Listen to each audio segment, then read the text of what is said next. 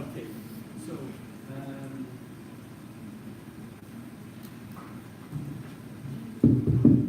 Good afternoon, ladies and gentlemen.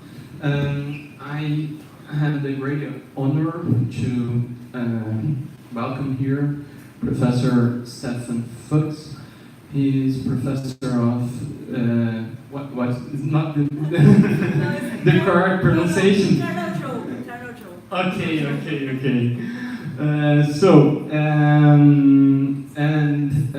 He's professor of sociology in the University of Virginia, and he will present us a text about Hegel's relational ontology. So,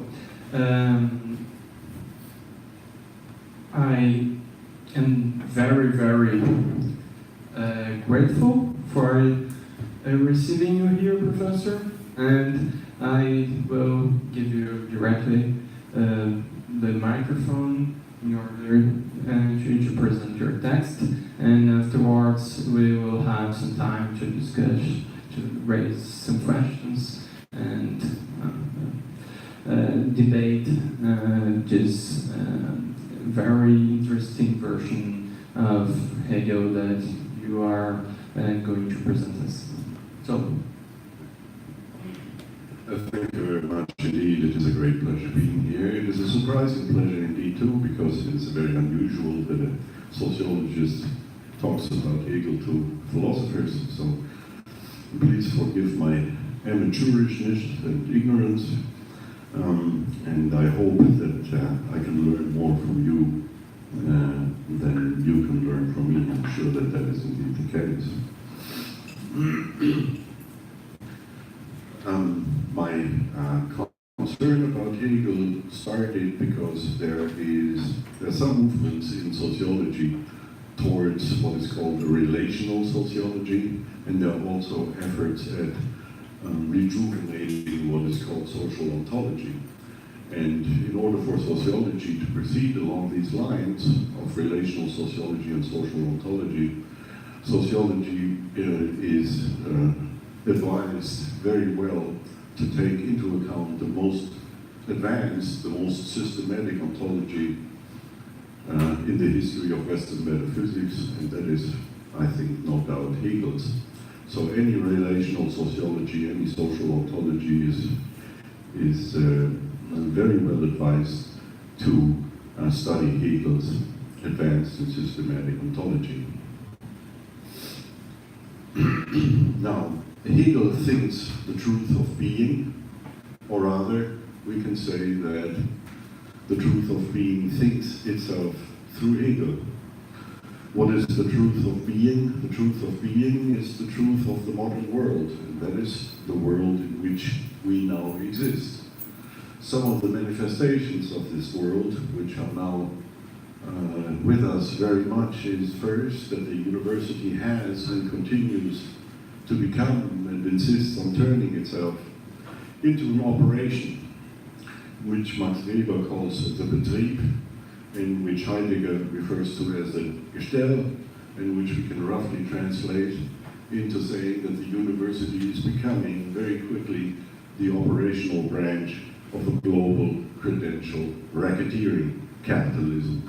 So that is one truth of our world, that is one truth of being, and that is indeed what Hegel is after, the truth of our world in which we now live. Another symptom of this modern world, or late modern world, is the spread of educational technology to such an extent that education itself is nothing but technology, namely information technology, and in this paradigm, teaching becomes learning enhancement technology. Learning is becoming the filling of mental containers, which are basically indifferent towards what they are filled with, whether it's neuroscience, computer science, or sociology. So learning has become the filling of mental containers, and from time to time these mental containers are then emptied for ordeals of testing and other such exercises. They can be filled with anything as long as what they are being filled with is observable in measurable outcomes and technical operational applications. This operation therefore needs operators but not thinkers. What cannot be fed into the operation is discarded as useless and idle. What cannot be measured and counted does not exist or matter anymore. So that is the second symptom, the technological restructuring of what we mean by education. The third symptom of the world in which we live in now, and whose truth Hegel elaborates, is that all science becomes normal science, routine science, that is, thoughtless science.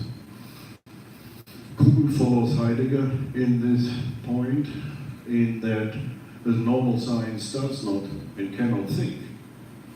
And that is actually to its great advantage, since otherwise, if it were able to think, it could not make any cumulative progress. The precondition for making cumulative progress is the renunciation of thinking. And so the progress of a normal science occurs within a paradigm which is itself not thought, so the paradigm is the unthought. It is that light, the medium, within and out of which a normal science does its work. The paradigm is always a resource, not a topic, and so the science cannot think itself. It cannot think the conditions under which it is possible. For example, physics cannot think itself because physics is nothing physical.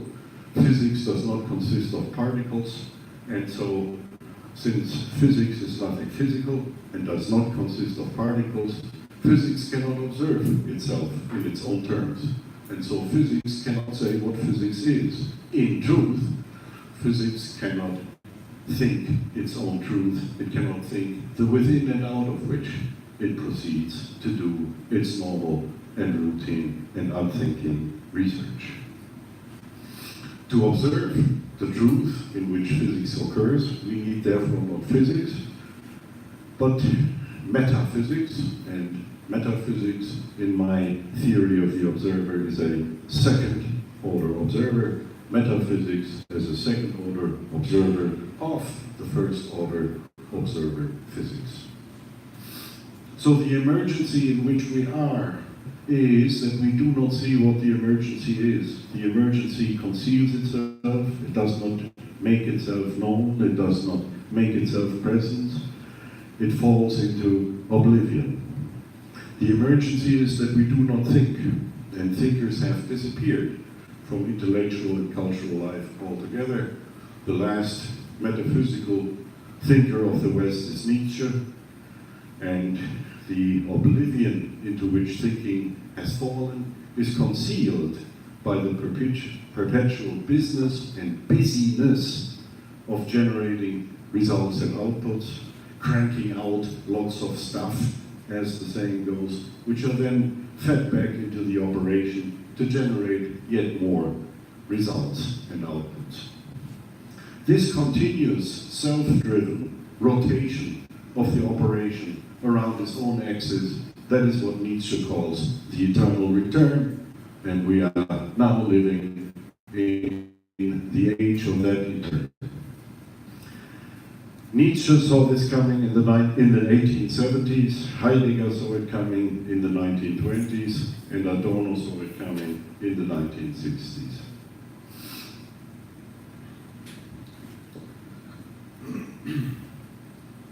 Who is Hegel? We tend to understand this question in our normal biographical mode, and so we tend to think about this question as a request for biographical information, for biographical detail. However, Hegel is not some historical figure of antiquarian interest to intellectual historians only, as something past, as something gone, as something done, as something over with. Rather, Hegel speaks to us in the here and now, if and only if we are still able and willing to listen. So what I want to do is not speak so much about Hegel, but rather with Hegel. Hegel is a thinker. Who is the thinker? The thinker is a very rare, improbable, exceptional, extraordinary figure. The thinker is certainly not a scientist, a scholar, or a researcher, and one way in which to distinguish between the two is that a thinker is never outdated. A thinker can never be refuted, can never be falsified. And so a thinker and what the thinker thinks is very different from scientific research or even from scholarship. When I say that Hegel is a thinker, then I need to also clarify what is meant by thinking, and usually our dominant, thoughtless understanding of what it is to think is that it is some sort of a cognitive or mental operation taking place inside the minds of persons. But for Hegel, for Nietzsche, and for Heidegger, thinking is a feast.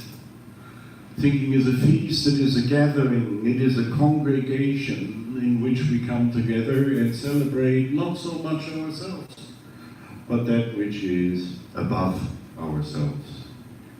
The thinking of the thinkers is not a mental operation, it is not what cognitive scientists call a propositional attitude. The thinking of the thinkers is not a subjective belief.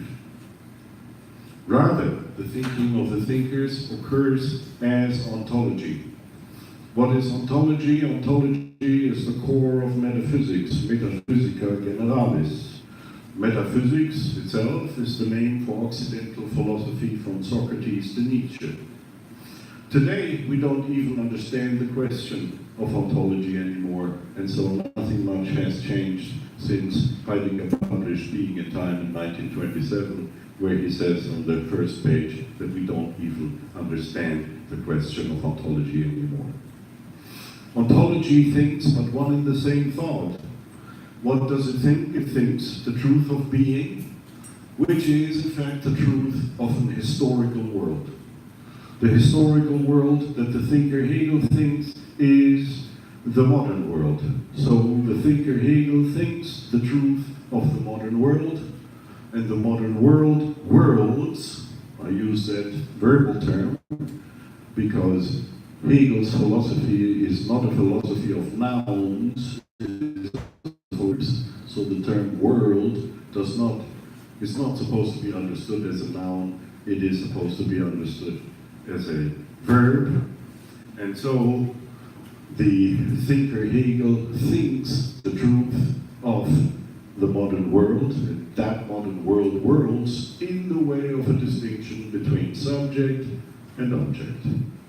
That is the basic fundamental distinction that the observer Hegel draws, and of course here he is well in the tradition of the metaphysics of modernity from Descartes through Kant all the way up to Hegel.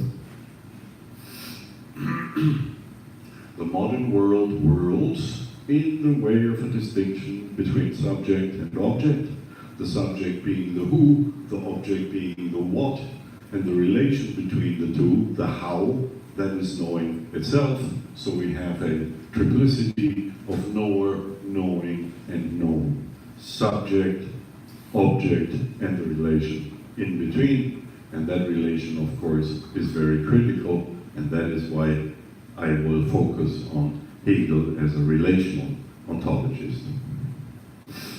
What is the truth of the modern world? The truth is not the propositional truth here. The truth is not the truth of statements. Usually we think of the truth as a property of a proposition, of a statement about the world, which then is either falsified or not. But the truth, in Hegel's sense, is the light in which modernity observes, articulates, grounds, and accounts for itself. We usually and commonly do not turn to the light. We see something, but we do not see the light in which we see that something. And that is so until it is getting dark. When it is getting dark, when the light fades, when the light turns into a twilight, then we may pay attention to the light.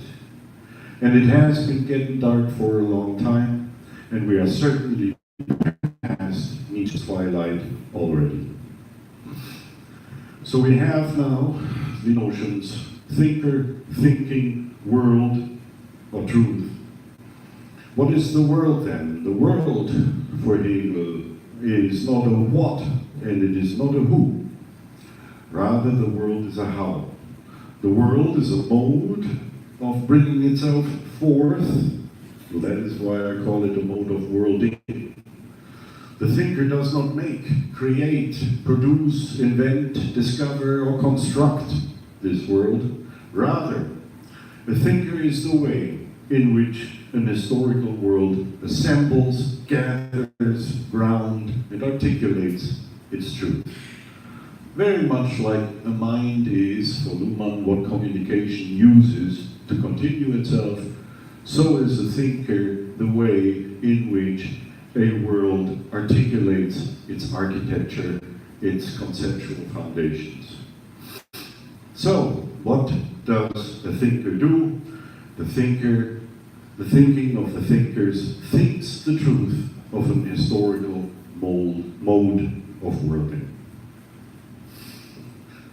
According to the theory of the observer, Hegel is a hierarchical second-order observer.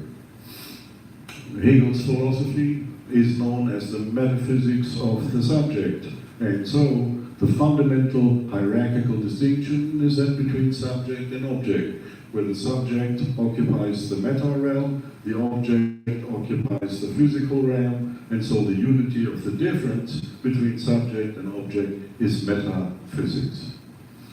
Hegel is a hierarchical observer, and he is in fact the last hierarchical observer of the modern West. Hegel is also a second-order observer, so that we have the subject occurring at least in two, if not three, possible modes. We have first, the first-order observer, or S1. We have the second-order observer, or S2. And S3 is the unity of the difference between the two. For Hegel, the first-order observer, S1, subject 1, that is called consciousness. The second-order observer, S2, subject 2, is called self-consciousness. And the unity of the difference between consciousness and self-consciousness is called reason. So, in the theory of the observer, Hegel is a hierarchical second-order observer. Who is Hegel?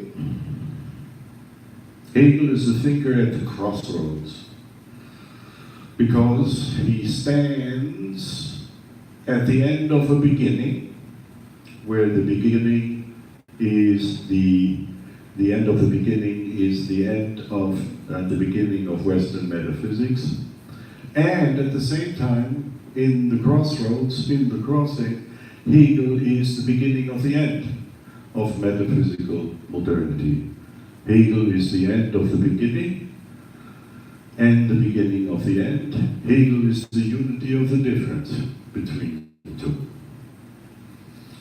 With Hegel, metaphysics becomes complete. And there are two signs of this. Metaphysics becomes complete in that it becomes a system, and then that system turns absolute, and so we have the system of absolute idealism. Hegel is the last thinker of the West to think the absolute. The absolute, of course, is not what we think. It is not a God. It is not a spiritual super entity. The absolute is not a being at all, and neither is it a transcendent region of being. Nietzsche misinterprets Hegel. I'm afraid Nietzsche never really read Hegel. And Nietzsche interprets Hegel through Catholicism. And so, for Hegel, the absolute is not the true world. It is not the world that comes after this world. It is not the world of some kind of transcendental heaven. Rather, the absolute is the truth. And famously, in the phenomenology, Hegel says the truth is the whole, one of the most misunderstood statements in the entirety of Western metaphysics. The truth is the whole means the truth is the whole of the 2,500 history of metaphysics. That is what Hegel means by the whole. The truth is the whole. That history is an absolving, that is, an enlightened path towards the source of the light. After Hegel, we have the beginning of an end. Yeah? So we have first Hegel as the end of a beginning, the end of the beginning of Western metaphysics, but also Hegel is the beginning of the end of Western modernity. So after Hegel, the beginning of the ending of the modern world commences. How can we describe this process? It is the darkening of the Platonic sun. One of the best accounts is Nietzsche's How the True World Became a Fable. Nietzsche sees the erosion of the absolute, the erosion of the meta, as the coming of nihilism, and famously Nietzsche says, God is dead. Of course, that is also one of the most misunderstood statements in all of Western philosophy and thinking, because what Nietzsche means here is not that no one believes in God anymore, that no one prays anymore, that no one goes to church anymore. That is not what Nietzsche meant by the phrase, God is dead. God is dead, in fact, when religion becomes a matter of organization, and when that organization becomes bureaucratic. So the phrase, God is dead, does not say that organized religion disappears so that people don't go to church anymore. It has nothing to do with that whatsoever. God dies when religion becomes an organized bureaucracy. God dies when theology thrives. The thriving of theology is also a sign of the dying God. God is dead when God turns into a subjective belief, when God becomes a matter of faith. What kind of God is it who needs its existence confirmed by personal beliefs? A God in the head is a God already dead. So even if people keep believing in God, then that has for Nietzsche nothing to do with the fact that that God is dead. For Nietzsche, the phrase God is dead means that the absolute erodes. The erosion of the absolute is the erosion of the foundation of the meta part of metaphysics, of that hierarchical dimension that sits on top, the physical. The erosion of the absolute is the erosion of the truth. And that erosion is the ongoing collapsing of the metaphysical world, the crumbling of its Kantian and Hegelian architecture, resulting in a one-dimensional world which becomes shallow and hollow, so that Nietzsche has to philosophize with a hammer, which means that Nietzsche probes the notion of the absolute, and when the hammer probes the absolute, then it rings hollow because the absolute has lost its substance, the absolute is eroding, the truth is disappearing, the Platonic sun is darkening. One sign of the coming of nihilism is that the meta realm appears as values. For Nietzsche, the values, in part, the value of truth. For Nietzsche, truth is a value. It is that value that the will to power values to empower itself, to overpower itself. The meta realm appears as values, and when that happens, the meta realm is eroding, the absolute is evaporating. Values have a suspicious affinity with prices. Who values values, and how is this done? Are values valued according to other values? But what about those values? We should realize that to call something a value is to rob that something of its dignity.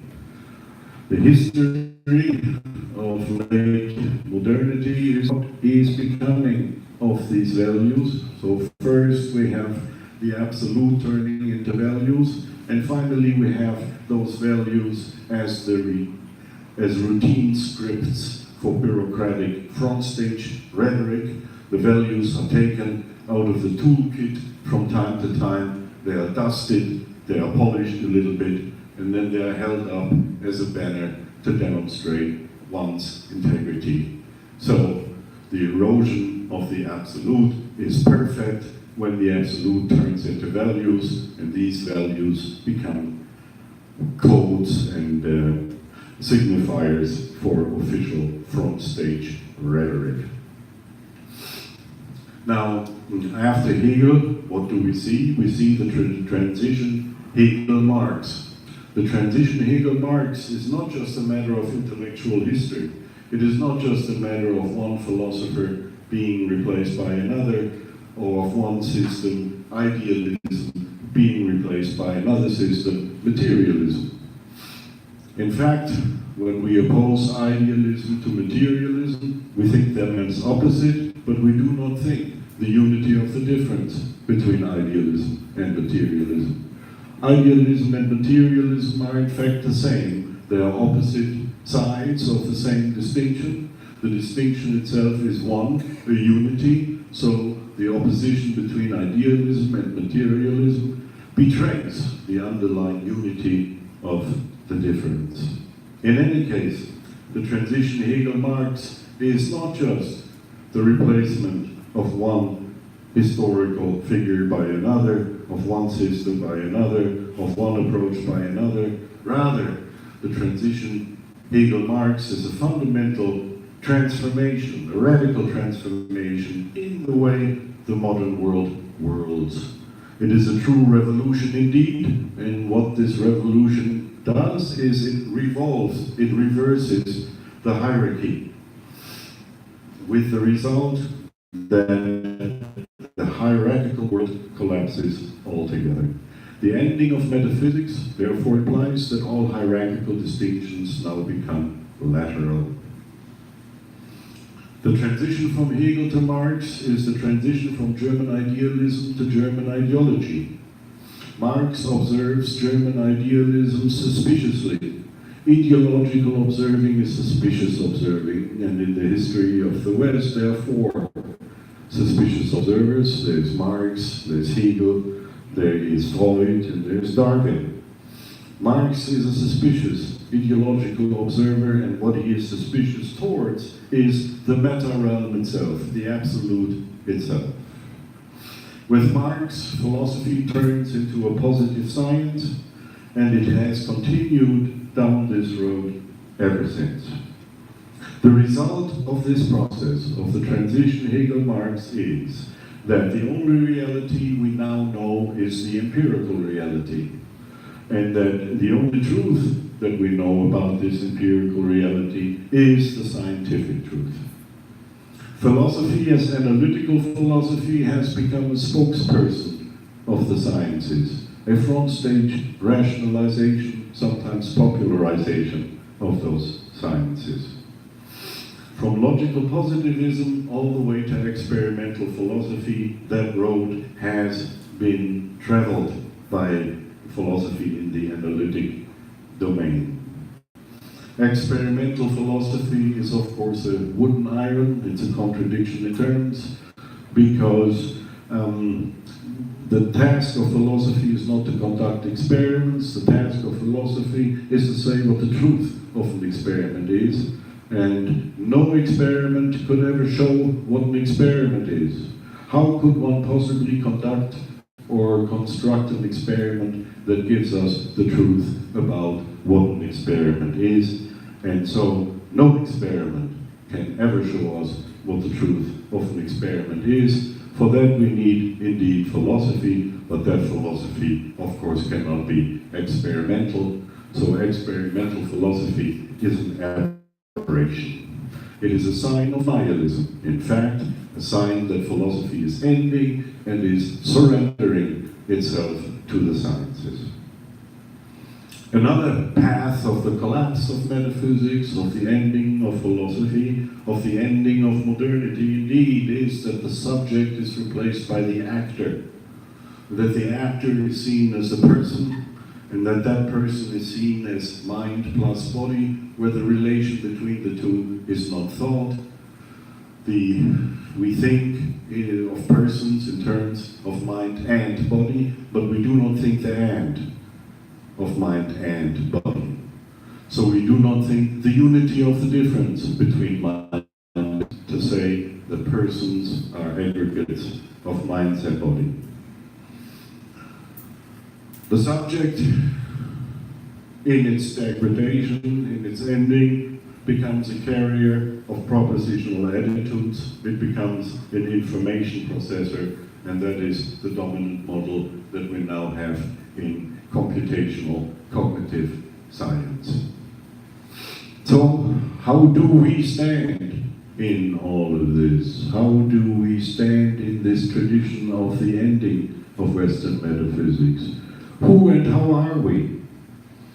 Maybe we are the last players in the endgame of modernity, the last players in the collapsing of the metaphysical world, and maybe we are just carriers of devices through which a network of devices continues and reproduces itself. To understand Hegel, I think it helps to follow some important pointers. The innermost will, and that is what makes Hegel such a contemporary thinker, a thinker who has something to offer, who speaks to us, if only we can still listen. Hegel's innermost will is to overcome, to reconcile the rigid Kantian Cartesian dualisms without cancelling out one side or the other, as occurs in reductionism. In reductionism, the reductionist move is that one side does not really exist, and it can be reduced to the other side. That is very simple to do, but Hegel does not want to do that. He wants to reconcile the hardened, rigid Kantian dualisms without cancelling out one of the sides of the distinction. For example, eliminative materialism tries to do the same, to simply resolve the dualism by cancelling out one of the sides. This dualism is not something that we have moved past or that is no longer with us. It is still very much with us in the distinctions, for example, between the sciences of nature and the sciences of society. It is still with us in the distinction between mind and body. It is with us in the distinction between values and facts. It is with us in the distinction between theory and data, between basis and superstructure, between social structure and semantics, between materialism and idealism. We think in terms of either or, either mind or body, either materialism or idealism, but we do not think what Hegel thinks and what is called dialectics. We do not think the unity of the difference. We do not think the origin of the distinction. We think in terms of the distinction, but we do not think the distinction itself. For example, is the distinction between basis and superstructure a matter of the basis, the superstructure, or neither, or both? Is the distinction between theory and data theory or data-driven? We operate within the distinction, but we do not think the unity of the difference. Hegel thinks the unity of the difference, and for Hegel the unity of the difference is the absolute, and the absolute again is nothing transcendent, it is nothing above and beyond this world. Rather, the absolute is the truth, and the being of the truth is its becoming, and the becoming of the truth is the becoming of metaphysics itself, and that becoming takes 2,500 years of Western metaphysics. So the first pointer for understanding Hegel is that his innermost will, his innermost passion, and Hegel is not an idealist, incidentally. Hegel is one of the most passionate thinkers, and his passion is to overcome the dualisms, those dualisms which divide us. A second pointer for understanding Hegel, I think, is that to realize that philosophy for Hegel is not an academic, it's not among other such branches. It is not something and then own as one's cultural possession or capital. Rather, for Hegel, philosophy is a going through, and this going through is called experience. What does experience go through? Experience goes through doubt, it goes through death, it goes through despair. For Hegel, philosophy is indeed a matter of life and death. Of course, when we hear the term death, we think about death in the dominant medical pharmacological paradigm, death as the cessation of vital biological functions. For Hegel, death has nothing to do with this medical scientific paradigm. Rather, for Hegel, death is first a rupture, a schism, something that belongs together, something that longs to be together, is torn apart, is torn asunder. That is part of what Hegel calls death. A falling apart and a falling into pieces. That is Hegelian death. Hegelian death is also the arrest in a becoming, a freezing, an arrest in the ongoing production of the subject. And finally, death for Hegel is an ending, an exhausting. An ending as the exhausting is the exhaustion as the full realization of its possibilities. Something dies when it has exhausted its possibilities. Then its horizon closes, and the closing of the horizon is metaphysical death. When its horizon closes, then it is finished. It enters its last stage, which may last the longest. A third pointer for understanding Hegel, that I already mentioned, is that Hegel's philosophy is not a philosophy of nouns, but of verbs. All the core terms in Hegel, the absolute, subject, knowledge, consciousness, all of these must be understood in a verbal way. They are not fixed and static entities. They are not in the world in the way that objects are in the world. Rather, their being is their becoming. They are what they become, and they become what they are. Consciousness, for example, one of the most important Hegelian notions, is not what is seen as consciousness in common sense or even in cognitive science, where consciousness refers to some sort of mental state, and that mental state may then include subjective personal experience called qualia, and those are seen as the last great mystery in cognitive science. None of this even comes close to what Hegel means by consciousness. For Hegel, consciousness is an accomplishing, a bringing itself forth, a producere, a production, a self-production. The consciousness produces itself into its various modes of being.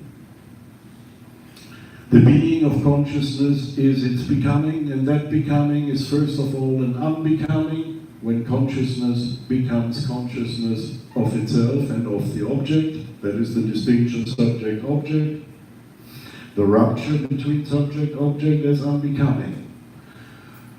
So the being of consciousness as a becoming is first of all an unbecoming, but is then also an overcoming of that rupture. And in overcoming the unbecoming, the consciousness is a homecoming, a return to the beginning, and so the absolute is the unity and totality of that process of becoming, unbecoming, overcoming, and homecoming. Hegel's philosophy, and that is the fourth pointer, is a philosophy of movement. Movement is history. History here is the history of metaphysics.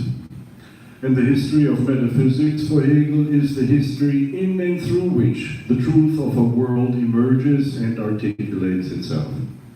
Hence, the dialectical equation, philosophy is history. For Hegel, the philosophy of history is the history of philosophy. It is, in fact, the unity of the difference between the two. In both, the logic is similar. The logic is the movement from object to subject, and that is the becoming of the subject. The becoming of the subject is the becoming of the metaphysics of the subject, and the becoming is itself a philosophical becoming. That is what we need to understand when we want to understand what history is in Hegel. It is not just some process that leads from there to somewhere else, and we don't know how it gets from one place to another. Rather, this process has a particular logic.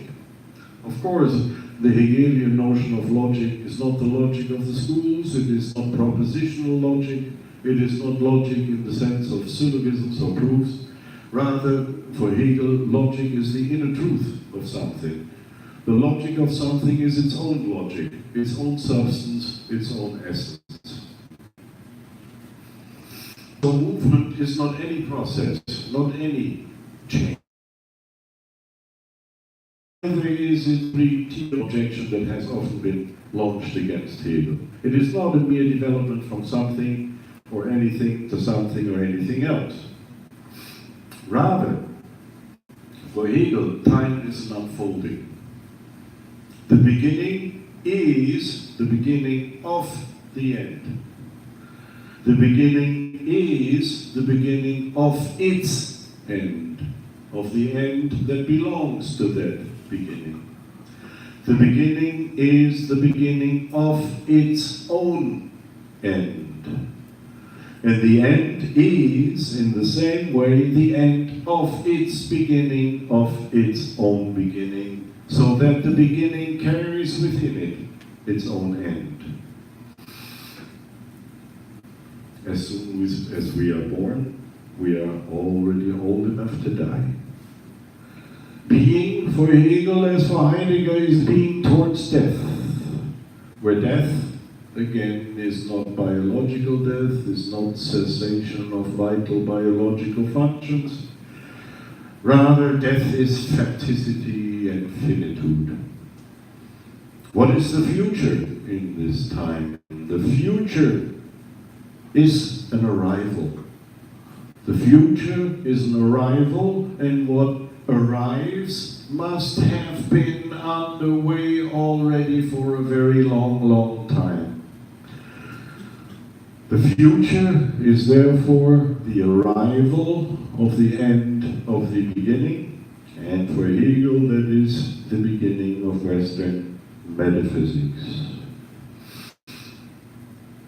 The arrival can arrive only, like a train, when it has been when its departure is in the past. And so, for Hegel, the future is the past is its future, and the present is the crossing where the two meet. History in Hegel is therefore neither a science, nor is it the object of a science. We do not find out what history is if we ask the historians. If we want to know what history is, we cannot go to the Department of History. They will not be able to say what history is. They already move within an understanding of what history is, and that understanding is the historian's a priori, in that it is prior to what the historian does. The science of history, or a comparative historical sociology, can therefore not possibly say what history is. A comparative historical sociology, rather, is part of that history. It cannot say what history is. Rather, when history turns into comparative historical sociology, for example, then that in itself is part of the history of metaphysics. These are some of the pointers that I think we are well advised to follow on our path to understanding the thinker of Hegel's statue. With this, I will now very briefly try to crystallize what I see as the core of Hegel's ontology. Hegel's ontology is an ontology of the self. The self occurs in two different ways, as for itself and as in itself, and as the unity between the two, as the unity between for itself and in itself. But the self is not a person, the self is not a human being, the self is not an individual flesh and blood person or human being, and neither is the self the sum of all such persons or the average person. The subject, the self, is nothing subjective at all. That is one of the critical misunderstandings. There is nothing more objective for Hegel than the subject.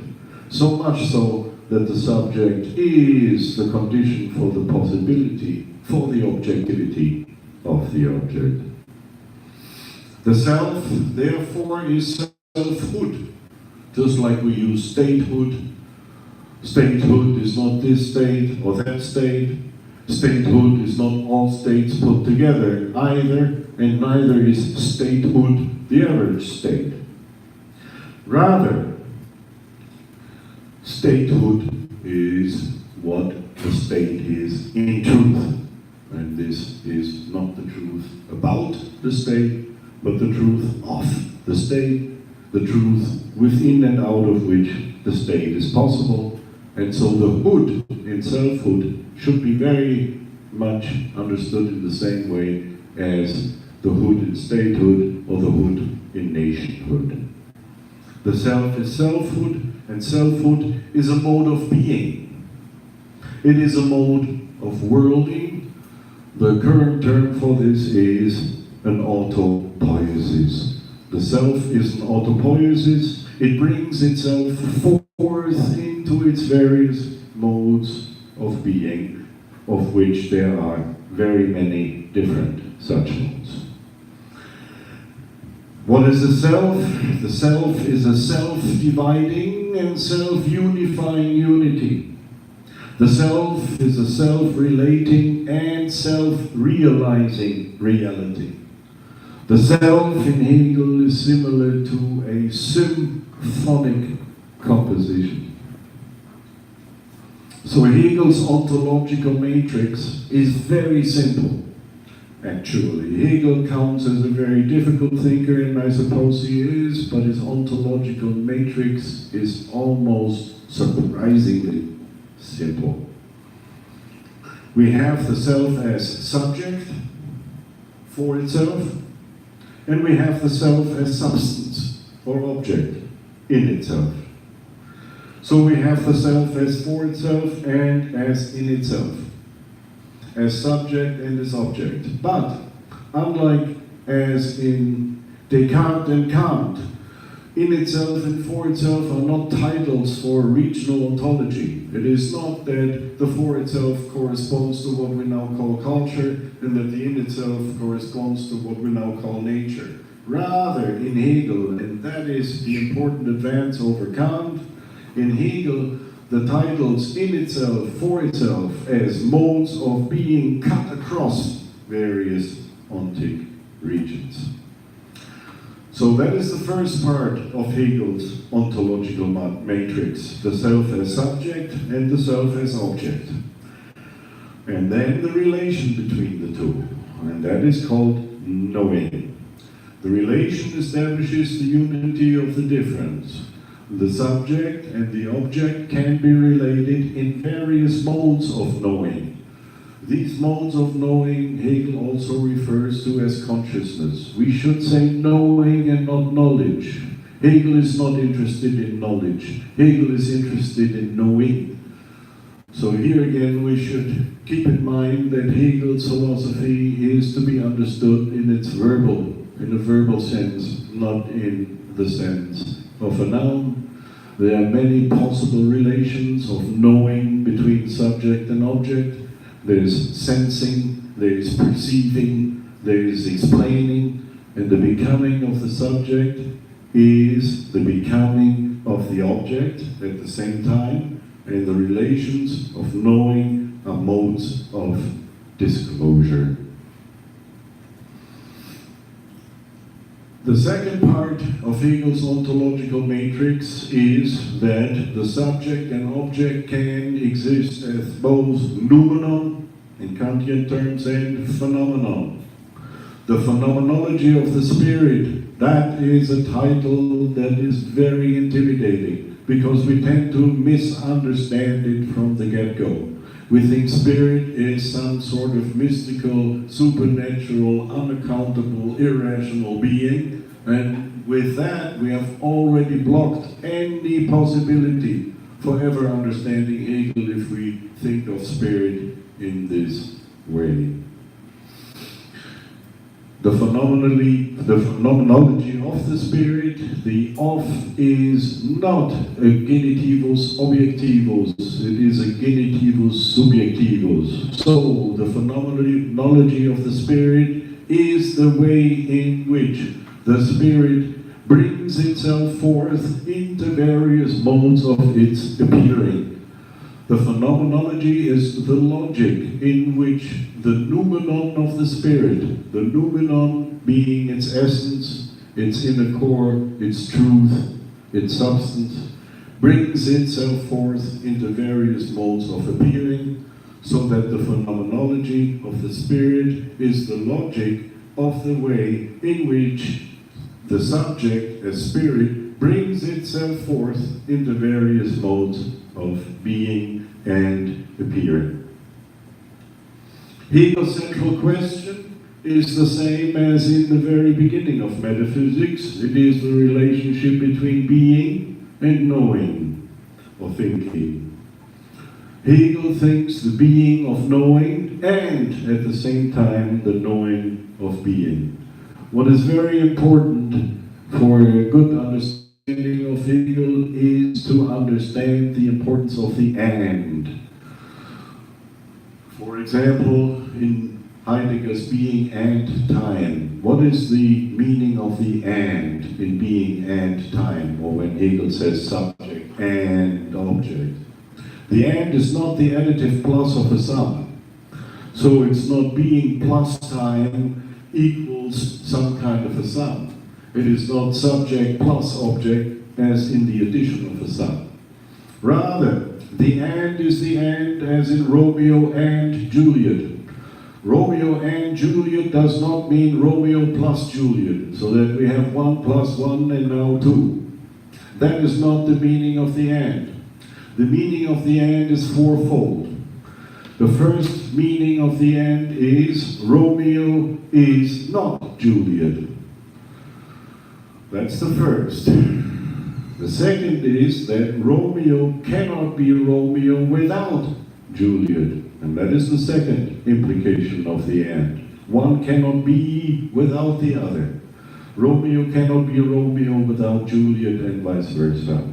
In order for Romeo to be Romeo, he needs what he is not, and that is Juliet. So Romeo is not Juliet, but Romeo cannot be Romeo without Juliet either. And that is the second meaning of the and in the relationship subject-object, being and knowing. The third meaning of the and is that Romeo is Romeo through Juliet. Romeo cannot be Romeo without Juliet, because Romeo is who he is only through Juliet. So, we have to understand, when we want to understand Hegel, the and in subject and object in this way. We have to understand the subject is not the object, first. Second, the subject is subject only if there's also an object, that's the second. And the third is the subject must go through the object to become who it is. And the object means death. The subject must go through death on its way to life. Metaphysical death, of course. So in the term subject and object, the and refers to an underlying unity. And that is the unity of the difference, and the attempt at thinking the unity of the difference, that is called dialectics. As a result, when we ask who is the subject, we must say there is no such thing as the subject. There are only very many different ways of its being, of its becoming, of its appearing. The subject exists only in its various modes and in the transition between those various modes. And the transition between the various modes, the becoming of the subject, that is what Hegel calls experience. Experience is the experience that the subject makes with itself on the path toward its becoming. The experience in Hegel is therefore radically different than the experience in Kant. For Kant, experience is the unity and totality of all true scientific knowledge. Hegel's notion of experience is not cognitive, it is existential, it is a going through, and that going through involves a going through its opposite, its object. When the subject appears as object, as it does in that mode of its being Hegel calls consciousness, then the subject appears in modes other than itself. The subject as object appears in a way that is alien to itself. The subject as object is the subject in its alienated mode. But the subject has to go through alienation on its way to becoming. It has to overcome its unbecoming in order to come home to itself. Who then is the subject? The subject is the possible who, of a possible how, of relating to a possible world, where world is object, and the object can be disclosed in very many different ways, depending on the relation between subject and object. When we see something, what sees something? We tend to think naively, it is I who sees. Who is the I? Well, if I see something, it must be the eyes. And so we treat seeing in the terms of vision. And we hope that optical science can tell us what seeing is. Optical science cannot tell us what seeing is, because it is not us who see, it is not the eyes who see, rather it is the relation between subject and object that sees. The relation sees means the relation is a particular way in which both subject and object are disclosed to each other, and the disclosure is the relation, and so it is much more accurate to say that the relation sees and not us. When I see my daughter, I see my daughter. When you see my daughter, you see a girl. So we do not see the same thing, although the impression on both of our retinae may be very similar. It is the relation that sees, and we see both us, in this case I and my daughter, in a particular mode of disclosure. The relation is critical, the relata are secondary. The relation discloses both sides of the relation, both poles of the relation, both subject and object. What then is the object? The object is also its possibilities. The object can appear in very many different ways as well. It is not just the subject that can bring itself forth into the various modes of its being. The object can also be in very many different ways. It can be, in Hegel's terms, as a thisness, this here, right now.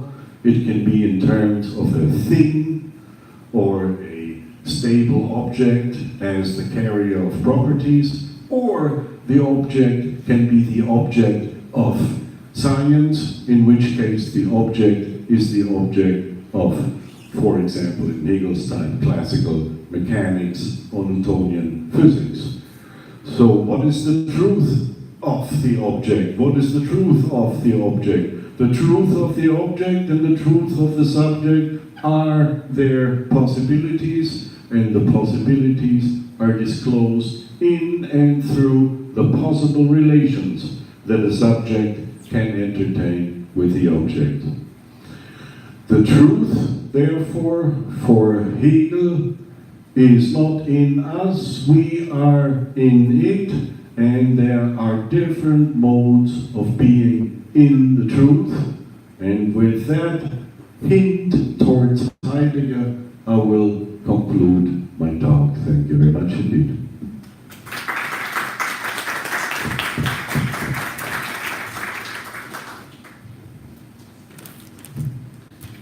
Thank you very much, Professor, for this very interesting presentation.